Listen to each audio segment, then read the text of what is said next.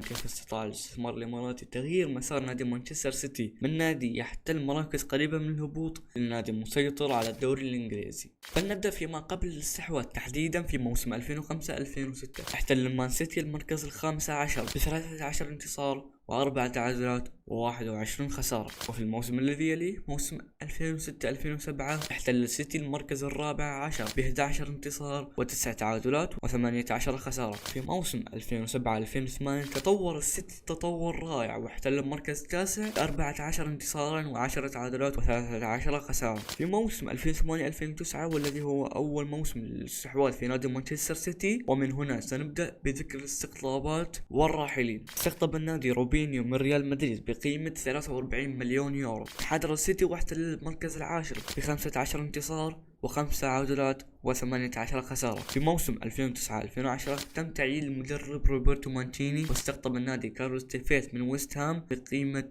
29 مليون يورو وإيمانويل أديبايوغ بنفس المبلغ، واحتل المركز الخامس في الدوري وانتصروا في 18 مباراة وتعادلوا في 13 مباراة وخسروا في 7. في موسم 2010-2011 استقطب النادي إيدن جيكو بقيمة 37 مليون يورو، ويايا توغي بقيمة 30 مليون يورو، وماريو بالوتيلي بقيمة 29 مليون يورو، وديفيد سيفا وجيمس ميلر من أستون فيلا بقيمة 22 مليون يورو، وجوغون بواتينغ بقيمة 12 مليون يورو. وغادر خوبينيو إلى الروسونير بقيمة 21 مليون يورو. وبعقد إعارة غادر إيمانويل أديبايوغ إلى الميرينجي واحتل فريق مانشستراوي المركز الثالث ب21 انتصار و8 تعادلات و9 خسارات. في موسم 2011-2012 استقطب النادي سيرخيو أكويرو بقيمة 40 مليون يورو وسمير نصري، وغادر بواتينغ إلى البافاري واحتل السيتي المركز الأول في الدوري ب28 انتصار و5 تعادلات و5 خسارات. وتأهل السيتي لأول مرة منذ عدة سنوات إلى دوري الأبطال. ووقع السيتي في مجموعة الموت والتي كانت تحتوي على النادي البافاري ونابولي وفيا ريال، وب10 نقاط احتل السيتي المركز الثالث وانتهى الموسم. في موسم 2012-2013 لم يستقطب النادي أي أسماء رنانة، ولكن غادر بالتيلي إلى الروسونيرو وأديبايوغ إلى سبيرس توتنهام، وفي الدوري حل وصيفا. وفي الأبطال احتل المركز الرابع ب3 نقاط فقط.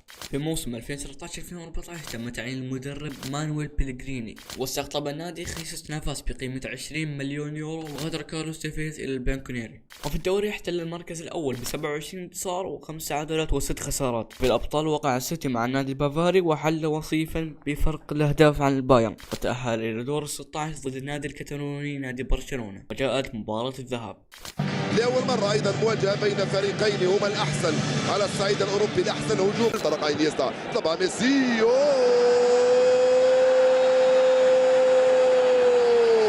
الحكم قال بطاقة حمراء. اوي اوي اوي مع الارجنتيني في ضربة الجزاء. انا لا اسمع التصفيرات، يقول ميسي، ينفذ ميسي، يسجل ميسي بروعة واول هدف المباراة. جول يا ميسي للبارسا في مانشستر على مانشستر سيتي. صفرها له حكم المباراة، طرد اثرها فينسان كومباني وانطلق نيمار ودانيال فيش، ترجع لدانيال. وبعد الخسارة المنطقية بدوري الأبطال ضد أفضل نادي أوروبي في ذلك الوقت، ولكن على الرغم من هذه الخسارة جاءت مباراة الإياب لتسجيل الأهداف. ليو جول الدور الربع النهائي، وهذه كرة بالراس. جول روبرتو ممتازة الكرة لأليكسيس سانشيز، وهذه كرة الثاني، كرة الثاني، كرة الثاني، كرة الثاني، جول. وبعد الخسارة مرة أخرى في مباراة الإياب خرج السيتي من الأبطال وانتهى الموسم. في موسم 2014-2015 استقطب النادي فرانك لامبارد بإعارة من نادي نيويورك سيتي وحل وصيفا في الدوري، وانتصروا في 24 مباراة وتعادلوا في 7 وخسروا في 7. وفي الأبطال وقع السيتي مع النادي البافاري مرة أخرى، وبالإضافة إلى نادي العاصمة الإيطالية نادي روما، وحل وصيفا للمرة الثانية. ولكن في دور 16 وقع مرة أخرى مع النادي الكتالوني وجاءت مباراة الذهاب.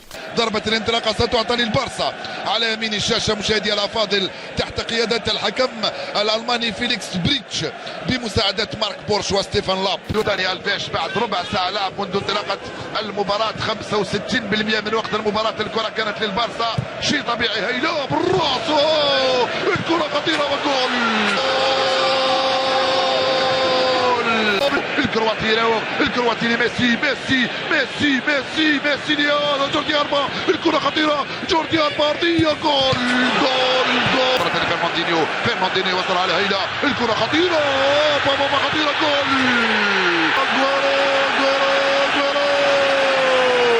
وبعد خسارة من نتيجة 2-1 جاءت مباراة الإياب. اللحظات وتنطلق الشرق. ميسي امامه كل الدفاع الانجليزي. ميسي يعطي كرة هدف. كرة جول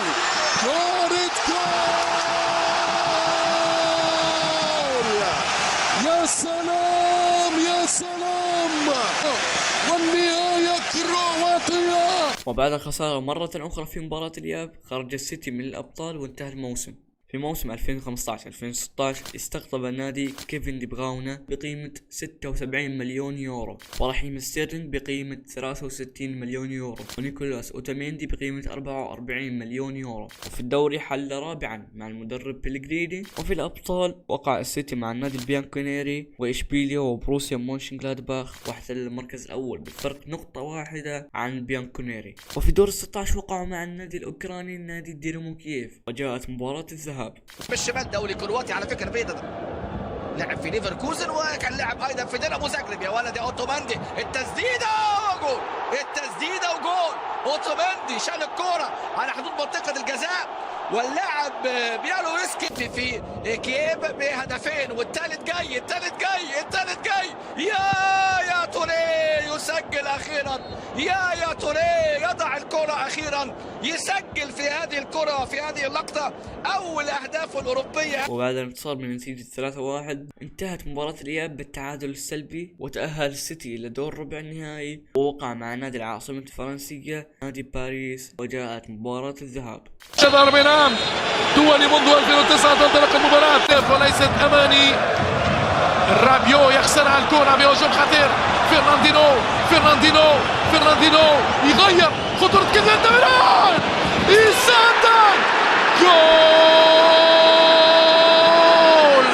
مانشستر سيتي كيفن تراب على اليسار والهدف جول. زلزال في باريس.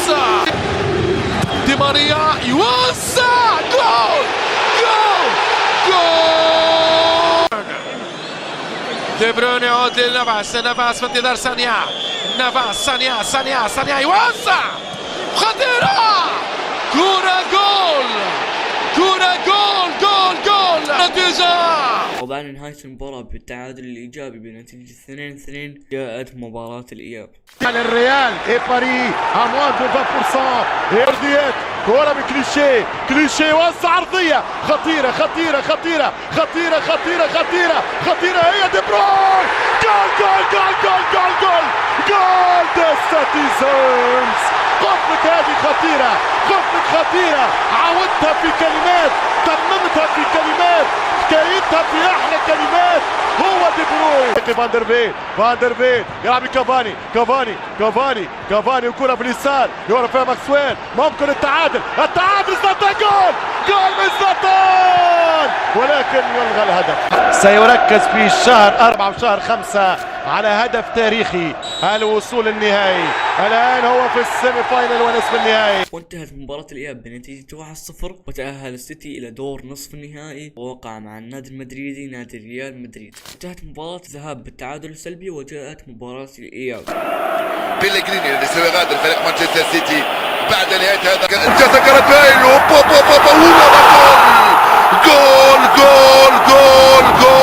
جول الوين هدف مباغت رائع يا سلام. ما زال الخطورة رحيم زوج لاعبين امامه وخطأ يقول اخرى لمانشستر سيتي. الكرة مرفوعة حب يباغت الحارس مباشرة. ثلاث لاعبين امامه يرجع لاغويرو وبعد الخسارة بنتيجة 1-0 في مباراة الإياب انتهى الموسم للسيتي. في موسم 2016-2017 تم تعيين المدرب بيب غوارديولا، واستقطب النادي جون ستونز بقيمة 55 مليون يورو، وليغوي زاني بقيمة 52 مليون يورو، وغابرييل جيزوس بقيمة 32 مليون يورو، وإيكاي غوندوان بقيمة 27 مليون يورو، كلاوديو بروفو بقيمة 18 مليون يورو. وغادر ايدن زيكو إلى النادي العاصمة الإيطالية روما بقيمة 11 مليون يورو، واحتل المركز الثالث في الدوري ب 23 انتصار و9 تعادلات و6 خسارات. وفي الأبطال وقع في مجموعة تتضمن النادي الكتالوني وحل ثانيا. وفي دور ال16 وقعوا ضد نادي موناكو المعزز بالمواهب، وجاءت مباراة الذهاب. مازال خطورة صاني جول يا سلام عليك يا صاني. يرجع لسيدي بي مرة ثانية توزيع جول. خداعين لاعبو فريق موناكو بهذا الشكل. كونتينيو الكرة خطيرة. الارجنتيني عدل النتيجة، بل دانيال سوباتيتش يترك الكرة تدخل تحت يديه. جول التعديل فك يا فالكاو. ثانية يلعبها دافيد بعيدة في القائمة الثانية بالراس جول. الارجنتيني اغويرو يفعلها ويسجل ثنائية. يقول للكولومبي تسجل ثنائية انت، انا نسجل ثنائية كذلك. الكرة لدي براوني فعل جون ستونز وسجل الرابع. هذا الامر لا يفعله سوى الانجليز، هذا الامر لا يفعله سوى مانشستر سيتي. يا له من اصرار ويا له من عزيمه ويا له من كره. جول. الانتصار الصعب ضد موناكو، الكل كان منتظر مباراة الإياب، وجاءت مباراة الإياب. فرصة والتصدي ولا زالت جول. نعم يتقدم موناكو. قم بأمور وربما المدرب خطيرة. جول. فابينيو ياتي بالثاني. محاولة كرة جميلة خطيرة، تسديدة، فرصة، جول. جول للسيتي مباشرة، وهذا ليمار ياتي بكرة للأمام خطيرة. جول.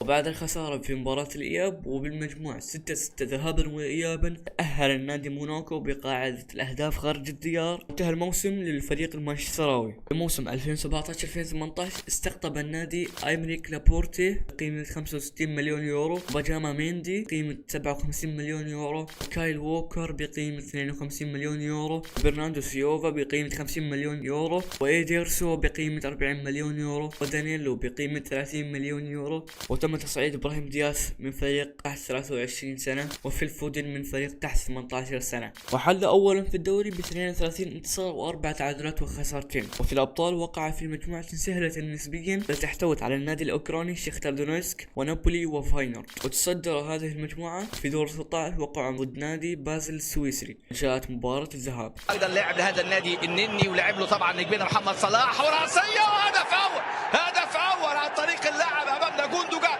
جوندوجان أمامنا بيسجل أول أهدافه في دوري أبطال هذا الموسم. حول هنا من جانب ستيرلينج والكرات العالية، ومكمل حلو قوي برناردو سيلفا. يا ولد يا ولد يا ولد يا ولد يا ولد، يثبت حارس المرمى ويضع أجويرو. ما هذه المتعة، ما هذه الروعة. هي مباراة في دور 16 في دوري أبطال أوروبا آخرها كان في النسخة الماضية. واحدة حلوة ولد يا جوندوجان، يسقط في الخطأ. وادي جوندوجان على حدود منطقة الجزاء يطلق كرة في منتهى الروعة. بعد الانتصار بنتيجة 4-0 كانت الراحة مسيطرة على الفريق المانشستراوي، وجاءت مباراة الإياب. الهدف لفريق السيتي عن طريق جيسوس البرازيلي سجل، فلك التمريرة كانت من برناردو سيلفا البرتغالي للبرازيل. اللغة البرتغالية والآن بلغة التسجيل عن طريق اليونسي من الأصل المغربي النرويجي، يتمكن من التعديل، دائما يسجل خارج الديار واليون في حسابات هذا اللاعب.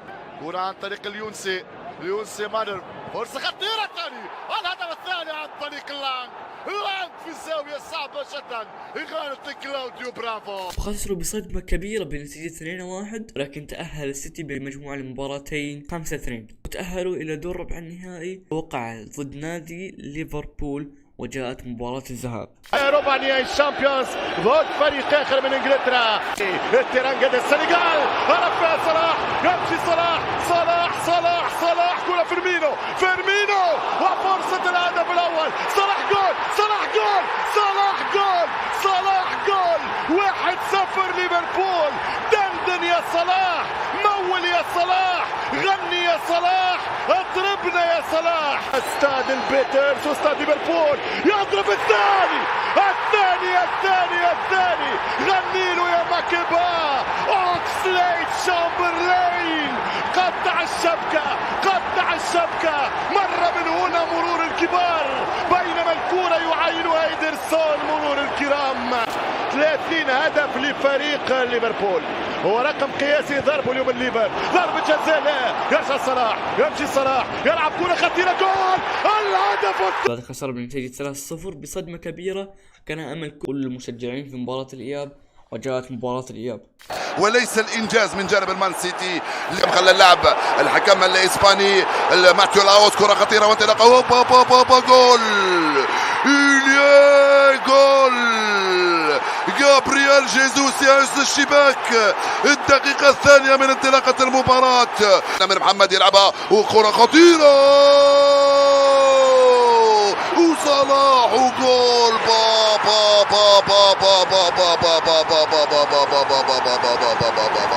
رائع وبارع يا محمد يا صلاح، جول طيلة 45 دقيقة الأولى من عمر اللقاء بذلك الشكل. فيرمينو دخل، جول.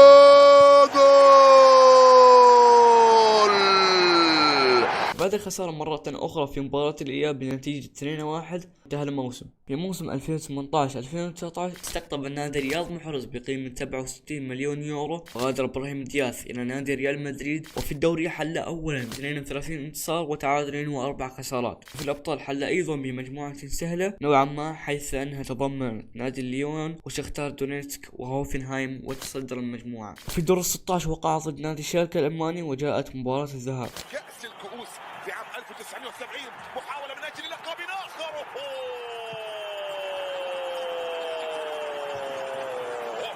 أجويرو يسجل هدف التقدم. الكون يضع بصمته الآن ويعلن عن افتتاحية النتيجة وأول أهداف في اللقاء. اليمنى كاليجوري سددوا.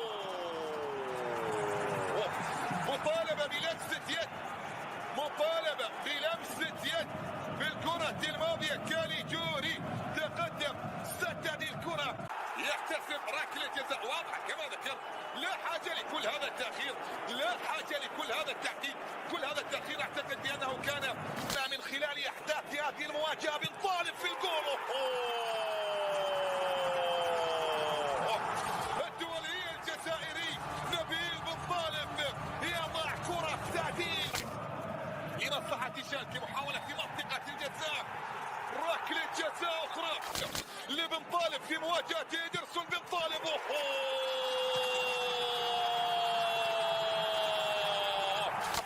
والعودة ما بين الفريقين بحول الله. البطاقة الصفراء الثانية على أوتاميندي. تأتي هذه المواجهة، كرة تأتي، تسديده مباغتة، مفاجئة، فاجأ فيها الكل وقلب فيها الطاولة لمصلحة السيتيزن الآن ليتقدم مانشستر سيتي ب3 أهداف. بعد الانتصار الصعب في مباراة الذهاب جاءت مباراة الإياب. جماهير بتغني كتير في مدرجات لستيرلينج. كرة بينية خطيرة، صراع وركلة جزاء هنا على جيفري بروما. ركلة جزاء على بروما وتغبو. أمامنا هنا ركلة جزاء بعد الدفعة من جانب بروما الهولندي في ظهر اللاعب برناردو سيلفا.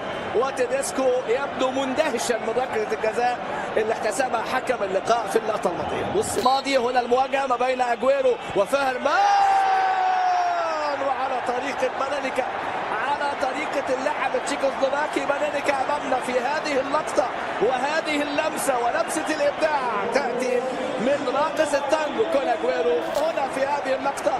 أي إبداع، أي تمركز، أي تحرك في اللقطة الماضية، هي استلام وفي سنتي يعملها، صعبة طبعا على رالف ثورمان. يأته أيضا في التفل في لقاء الذهاب، يسجل في ناديه السابق ذهابا وإيابا. عندي وزي فيليكس نيميتش يعني الألماني، الأسماء الموجودة. أدي فرصة جديدة، يا ولد يا ولد يا ولد، فرصة جديدة ولقطة جديدة وهدف هنا، والراية ما زالت مستمرة. هدف جديد، يا عيني يا عيني يا عيني يا عيني. الهدف الخامس، سانيه يصنع وبرناردو سيلفا، والحديث يطول ويطول عن جوارديولا لأن ما يقدم هو الأداء الممتع.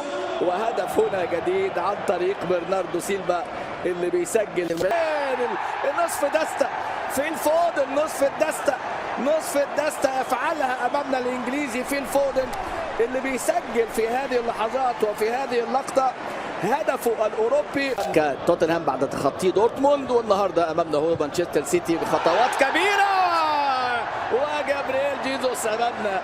المهرجان يكتمل، مولد أهداف النهارده في هذه المباراة، في مولد الأهداف في مباراة اليوم في مرمى نادي شالكة، ورالف ثورمان هيفضل يحلم بهذه الأهداف السبعة.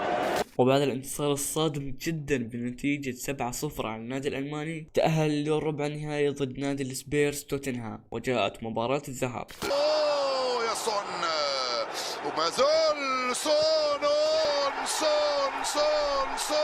جول جول جول جول. بعد الخسارة البسيطة في مباراة الذهاب، كانت توقعات الجميع في مباراة الإياب وأن هناك عودة للسيتي، وجاءت مباراة الإياب. نصف النهائي بعد أن كان حاضرا بشكل مستمر. كيفن دي بروين يبحث عن التقدم، يلعب كرة تصل إلى أجويرو، أمامية عادت مرة أخرى لمصلحة البلجيكي، ملعوبة في الجهة اليسرى إلى رحيم في منطقة الجزاء، ستيرلينغ سدده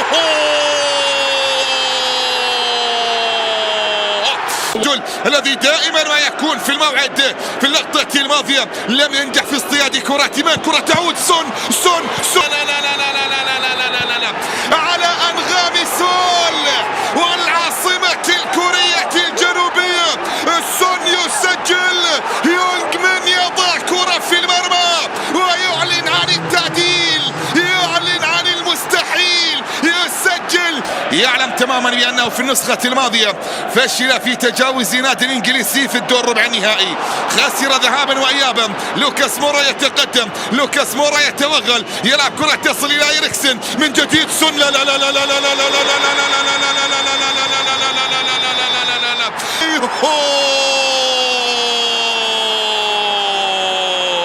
من أجل التأهل يجب أن ينتصر بفارق هدفين، لكن ما هي العقلية؟ كيف دخل؟ تعود المحاولة من جديد، رفقا بنا لا لا لا لا لا لا لا لا لا لا لا لا لا لا، أنا اللي راح أنجعهم.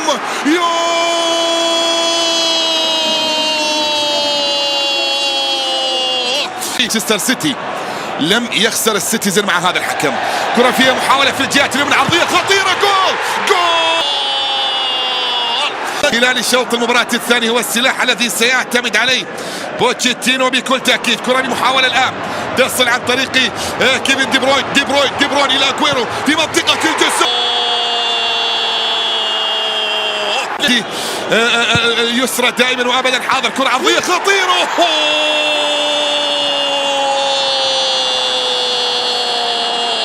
بالفعل كانت مباراة الإياب جيدة للسيتي، ولكن بالمجموع تأهل توتنهام بنتيجة 4-4 بقاعدة الأهداف خارج الديار، وانتهى الموسم للسيتي. في موسم 2019-2020 استقطب النادي رودري بقيمة 70 مليون يورو، وجواو كانسيلو بقيمة 65 مليون يورو، وغادر دانيلو إلى البيانكونيري بقيمة 37 مليون يورو. وفي الدوري حل وصفه وانتصر ب 26 مباراة و3 تعادلات و9 خسارات. في الأبطال للمرة الثالثة حلوا بمجموعات سهلة وتصدروها. في دوري 16 وقع السيتي مع ريال مدريد، وجاءت مباراة الذهاب.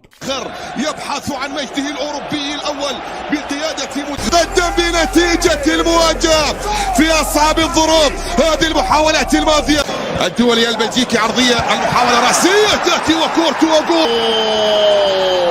دي بروين إلى رحيم بالجهة اليسرى ستيرلينج.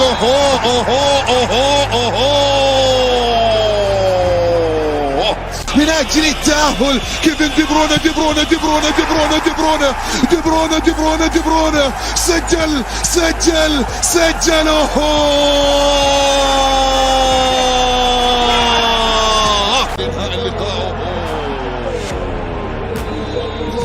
على من؟ على القائد راموس. صلت إلى من؟ عن طريق الخطأ من طريق البرازيلي كاسيميرو. وبعد الانتصار في الذهاب كانت امل تأهل في مباراة الإياب. بنزيما ايدن هازار الدكتور في القانون والهفوة جول جول. الهجوم لرودريجو رودريجو يوسع جول. وفاران يلعب بالنار. فاران مش معقول. فاران بالفعل تأهلوا بنفس النتيجة وبالمجموع 4-2 ذهابا وإيابا. وفي دور ربع النهائي وقع السيتي ضد النادي الفرنسي نادي ليون. لا مقطوعة ومرة أخرى. الله الله الله الله الله.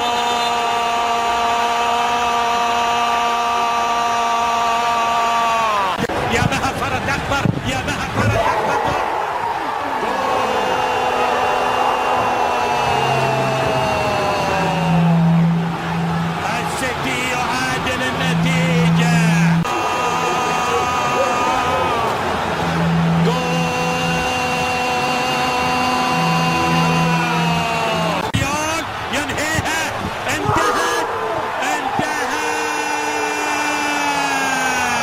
وبعد هذه الخسارة وبحكم الجائحة في سنة 2020 لم تكن هناك مباراة إياب، وخرج السيتي من الأبطال. في موسم 2020-2021 استقطب النادي هوبن جياس بقيمة 71 مليون يورو، وناتان أكي بقيمة 45 مليون يورو، وفيران توريس بقيمة 33 مليون يورو، وغادر ليغوي زانيه إلى البافاري بقيمة 49 مليون يورو، ونيكولاس أوتاميندي بقيمة 15 مليون يورو. في الدوري حل أولا وانتصر ب 27 مباراة، وتعادلوا في 5 مباريات وخسروا ب6 مباريات. وفي الأبطال وقع السيتي بمجموعة سهلة والتي احتوت على نادي بورتو وأولمبياكوس ومارسيليا، وتصدر المجموعة. في دور 16 تأهلوا ضد نادي بوروسيا مونشنغلادباخ، وجاءت مباراة الذهاب.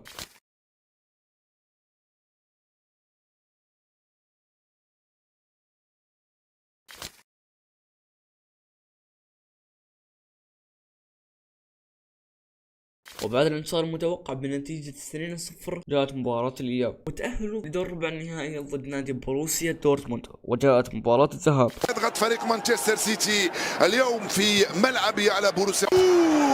ورياض وجول. بابا بابا بابا بابا بابا اعطالك على طبق يا دي بروين في رمشة عين في 4-1. فودان لرياض ورياض لدي بروين. لا بابا بابا بابا بابا جول باليسرى. كرة ممتازة. قائمة الثاني جوندوغان وفودان وجول. جوندوغان وفودان وجول. وبعد الانتصار من نتيجة 2-1 في الذهاب جاءت مباراة الإياب. الأولى والثانية والهدف الأول. الهدف الأول لبروسيا دورتموند.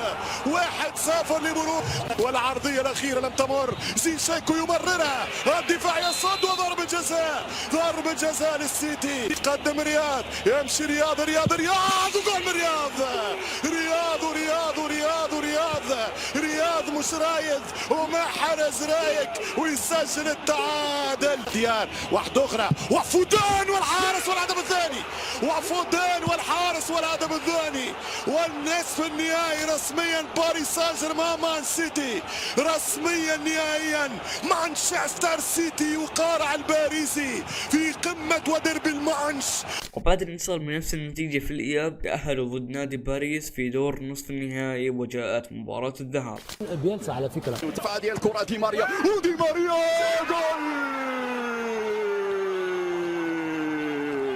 ملعوبة لي دي بروين يرفع دي بروين جول. خطأ نعم، وخطأ في لمن ستكون الكلمة. رياض رياض رياض جول.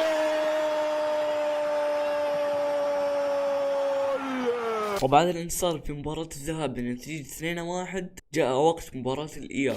ممكن جول ممكن جول، ولا زالت موجودة الفرصة. جول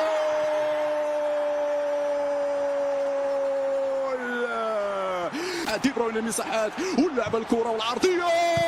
جول الثاني. وبعد الانتصار مرة أخرى على نادي العاصمة الباريسية بنتيجة 2-0 تأهل السيتي إلى نهائي دوري الأبطال ضد نادي تشيلسي. معركة وسط الميدان أراها في أفضلية البلوز في هذا الشوط الأول. ترجع كرة ممتازة، يلعب سامبل بسيط، ترجع الكرة حلوة برشا في العمق. مش ممكن وجول. 1-0 مستحق هافرتز، 1-0 باستحقاق تشيلسي، وعنونها تشيلسي وفجرها في خواتيم الفترة الأولى. تشيلسي 1 السيتي 0.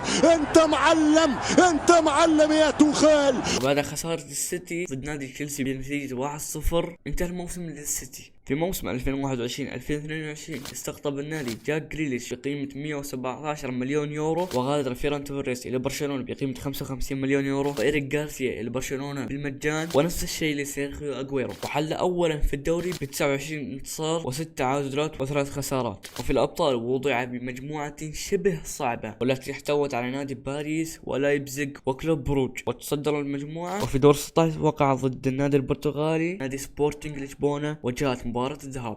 رائع التصدي من القيدوم الاسباني ادم فودن يقوم بتقديم كوريم، وبيب جوارديولا يؤكد الهدف الاول لمانشستر سيتي، وتسويق جول. شنو هذا برناردو يوسع. جول رياض محرز، يا سلام ما فعله رياض، هو الفنان. استنى تسويق جول صح، والهدف الخامس، الخامس جول برناردو سيلفا. بعد الانتصار بخماسية انتهت مباراة الإياب بالتعادل السلبي، وتأهلوا لدور ربع النهائي ضد أتلتيكو مدريد، وجاءت مباراة الذهاب بإيدرسون في حراسة المرمى. فودين دي بروين، رودري فودين ودي بروين، وجول 1-0 لمانشستر سيتي عند الدقيقة 70 من عمر المباراة. يفعلها كيفن دي بروين الذي يسجل أول أهدافه في دوري الأبطال. الانتصار في الذهاب بنتيجة 1-0 انتهت مباراة الإياب بالتعادل، وتأهلوا لدور نصف النهائي ضد النادي المالكي، وجاءت مباراة الذهاب. كازيميرو كيف سيكون حاله؟ لعب المباراة الأخيرة كأساسي، وصل لرياض على الجهة اليمنى، يقترب منه رودري. رياض يدخل رياض ما زال عنده الكرة الآن. رياض خطيرة، جول.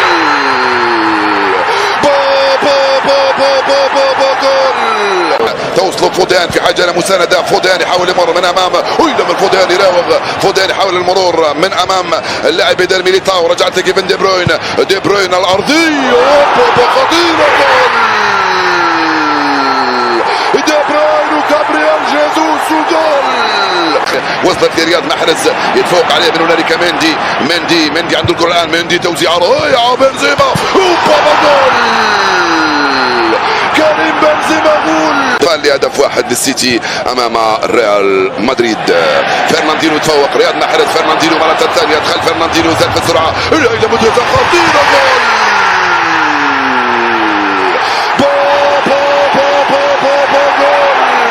عضو من اعضاء ارضيه الميدان، الكل يمكن ان يضرب بالبراقه الحمراء. فينيسيوس جونيور هرب، فينيسيوس دخل، فينيسيوس جول. يا أمريك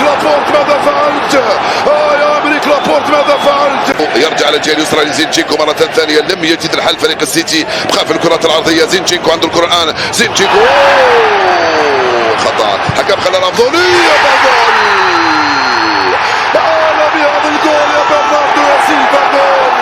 أهداف جميلة جميلة جدا. توني كروس يرفع الكرة وأمريك لابورت بيده ركلة جزاء، بيده أمريك لابورت وركلة جزاء. بنزيما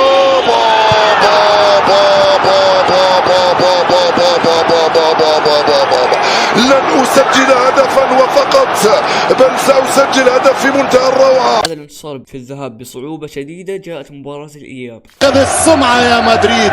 شومي كيفن دي برويني يلعب الكرة حلوة من جوندا في سيكوندا يوصل هجوم السيتي للقاضية الآن عن طريق الهجوم خطيرة ورياض جول خلص رياض محرز. الكرة ناتشو الكرة على اليمين كامافينجا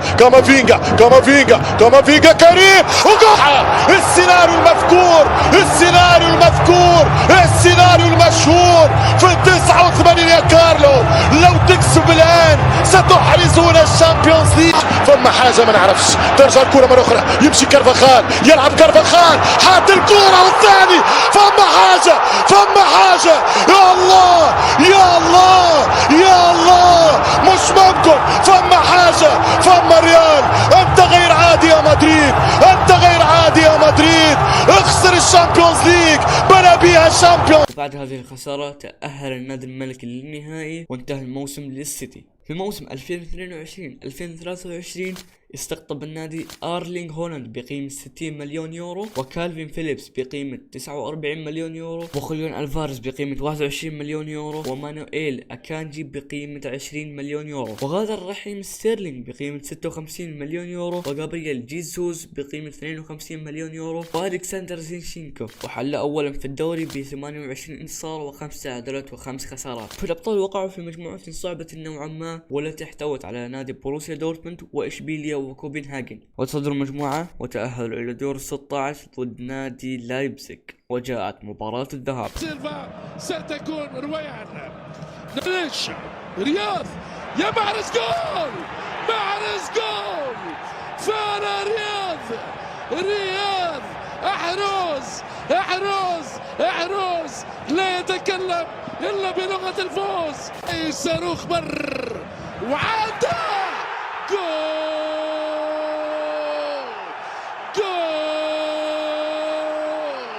الهدف الأول للألمان.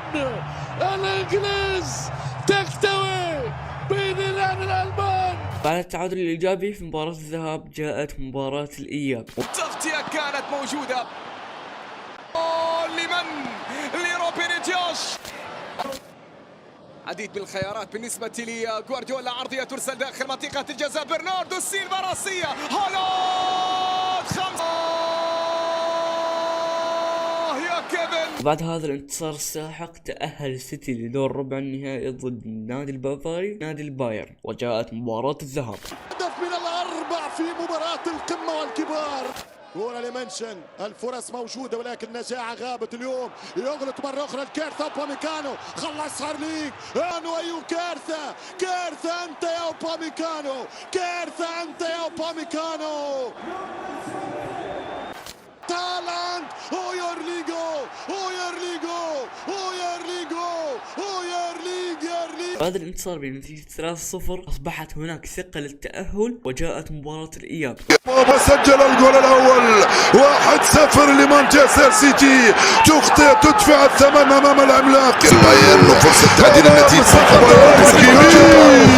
للبايرن، وفرصة تعديل النتيجة وسجل ركلة الجزاء ويعدل النتيجة للبايرن. تدفع الثمن أمام العملاق. خروج فريقه من المسابقة، لكن خرج أمام عملاق، خرج أمام المرشح الأول. وبعد التعادل الإيجابي تأهل السيتي لنصف النهائي ضد النادي الملكي مرة أخرى، وجاءت مباراة الذهاب. من كيفن دي برويني فجرها. يعدلها كورة ولا صاروخ مانشستر. وبعد التعادل الإيجابي في الذهاب جاءت مباراة الإياب. الكرة مرفوعة من دي بروين والثالث. الكرة في الوسط. تشواميني اليمين يضيع، راحت لفودان، هو الرابع فودان لرياض على الجهه اليمنى، رياض يدخل معه فودان، وصل بالاربعه المان سيتي يفوز على ريال مدريد. وبعد الانتصار برباعية في الإياب تأهل السيتي لمباراة النهائي ضد النادي النيراتزوري، وجاء وقت مباراة النهائي. اغلى كوسم بعد هدف رودري الذي حسم الانتصار لنادي مانشستر سيتي، تحول النادي المانشستراوي من نادي قريب من مراكز الهبوط في عام 2006 إلى فريق هو بطل أوروبا في عام 2023.